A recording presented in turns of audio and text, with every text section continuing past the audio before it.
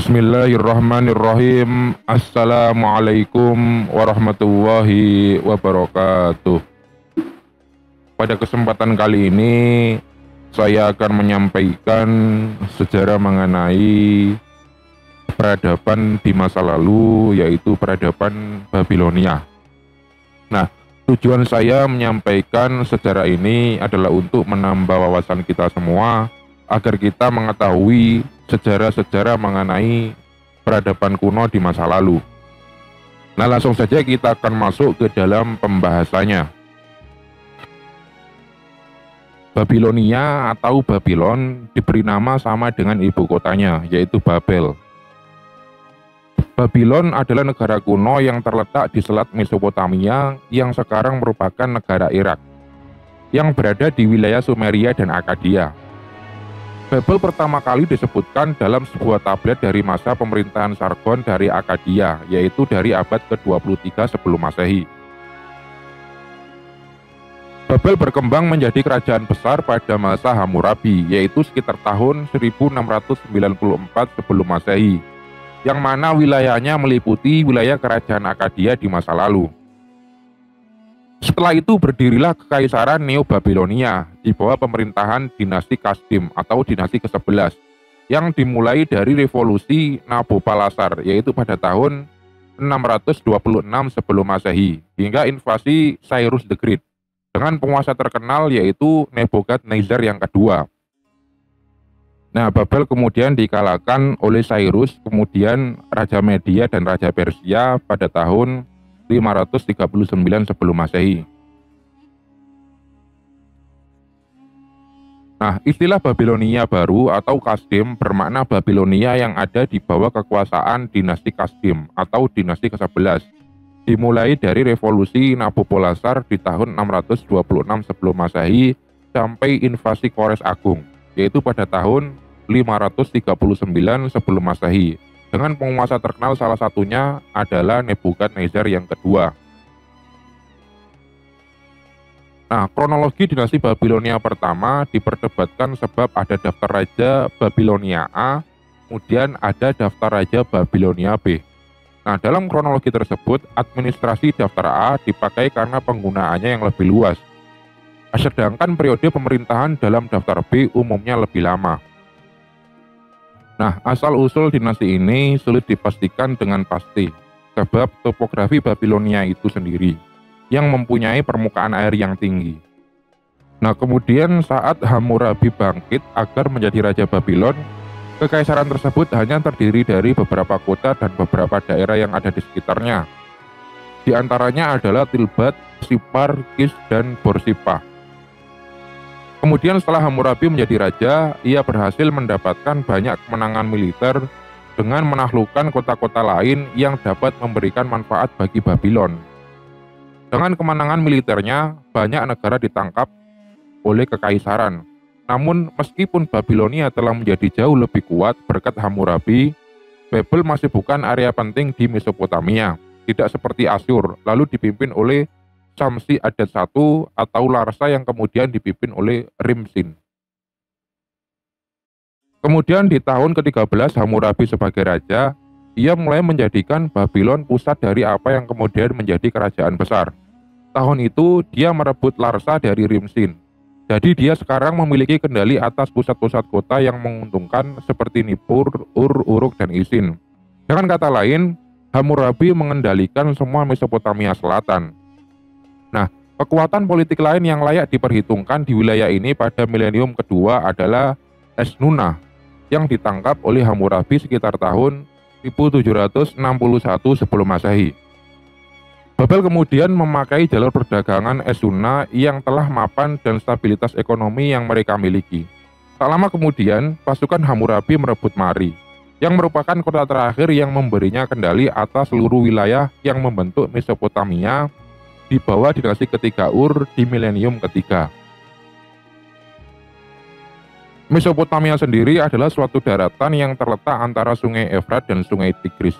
Masyarakatnya makmur sehingga kebudayaannya berkembang dengan baik dan telah mengenal berbagai ilmu pengetahuan dan tulisan yang disebut sebagai tulisan paku. Nah, daerah ini merupakan lalu lintas yang sangat ramai dan sering dijadikan sebagai sasaran invasi oleh berbagai bangsa. Antara lain adalah oleh bangsa Sumeria, kemudian Babilonia dan Assyria, kemudian ada juga Persia. Nah, masyarakat Mesopotamia tidak mengenal kultur kematian, sehingga jarang ditemukan makam sebagai bentuk arsitektur yang khas. Keseniannya lebih bersifat duniawi, akan tetapi sisa-sisa peninggalannya tidak sampai ke zaman kita. Karena ketika itu mereka menggunakan bahan yang tidak tahan lama, seperti halnya batu bata. Kemudian ketika itu juga sering terjadi bencana banjir. Dan juga masyarakatnya bersifat vandalis atau mempunyai kepribadian yang suka merusak karena sering terjadi perebutan kekuasaan. Adapun mengenai seni bangunan Mesopotamia, istananya dengan ciri-ciri menggunakan konstruksi lengkung tanpa menggunakan tiang. Pada bagian pintu gerbang terdapat patung penjaga ambang, yaitu patung berkepala raja dan berbadan banteng dan bersayap. Contohnya adalah istana Sargon yang kedua yang berada di Khorzabat. Nah, kemudian yang kedua adalah ziggurat, yaitu sejenis menara bertingkat berbentuk kerucut yang berfungsi sebagai bangunan yang suci. Kemudian ada juga stele, yaitu sejenis tugu batu yang permukaannya diberi relief tentang suatu peristiwa. Contohnya adalah stele Hammurabi. Kemudian yang selanjutnya adalah seni patung. Ciri-cirinya yang pertama, kalau kita lihat dari patung Sumeria, mempunyai tubuh yang kaku dan ototnya dilebih-lebihkan dan kepalanya bulat. Kemudian patung Assyria yang mempunyai ciri-ciri matanya diperbesar, kemudian dekoratif, raut muka mengesankan kekerasan. Dan selanjutnya adalah patung Babilonia, yang merupakan patung yang mempunyai ciri yang bersikap tenang seolah-olah sedang menjalankan tugas keagamaan. Kemudian yang selanjutnya adalah mengenai Taman Gantung Babilonia. Taman Gantung Babilonia yang dikenal juga sebagai Taman Tergantung Semiramis dan tembok-tembok Babilonia adalah salah satu di antara 7 keajaiban dunia kuno yang terletak di Al-Hilla, yang berada 50 km selat Baghdad, Irak, di sebelah tebing timur Sungai Efrat. Taman ini dibangun oleh Raja Nebukadnezar yang kedua, atau orang Islam mengenalnya dengan sebutan Bukhtanasor yang pernah menghancurkan Baitul Maqdis. Nah, Nebukadnezar kedua ini merupakan cucu Raja Hammurabi yang terkenal. Sekitar tahun 600 sebelum Masehi sebagai hadiah untuk istrinya yang merindukan rumahnya. Artinya taman ini dibangun adalah untuk istrinya yang bernama Amyitis.